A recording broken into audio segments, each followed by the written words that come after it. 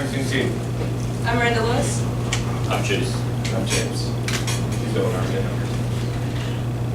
So from our last presentation in January, our goals were to manufacture our own parts for the printer. Well, we got a little sidetracked with the Flint Science Fair, but we're still going towards that goal and fixing the firmware corruptions. We've got it to a stable working condition, but not completely fixed. We can still use the printer. And so it's working now. We don't want to mess with it too much, so Right.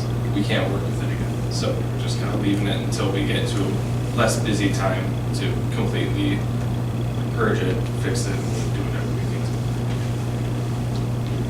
to. So the goals we've met, we printed a successful drone before, but then there were some design issues with it, so we manufactured some new parts for them that worked better and were more durable than the last ones.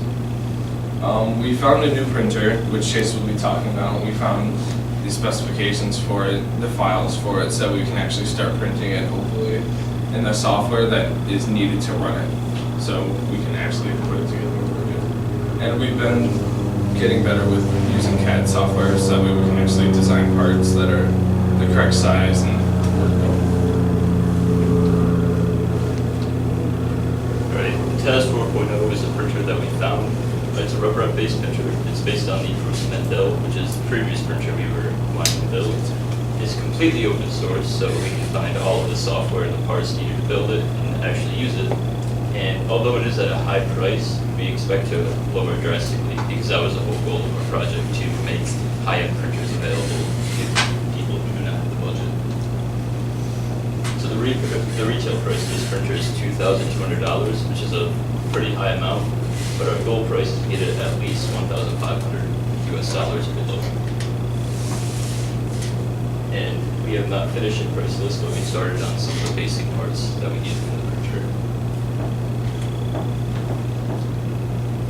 And so some of our obstacles is we need to order the parts for this. And what we really need to do is go on and figure out exactly what parts we need to order, and also to see which parts we can get by with finding scrap parts and doing that and making our own instead of buying all of their stuff, which is what makes it really expensive because the printer has a full metal frame, like a color display, and so we're going to try and see how much we can kind of carve that down.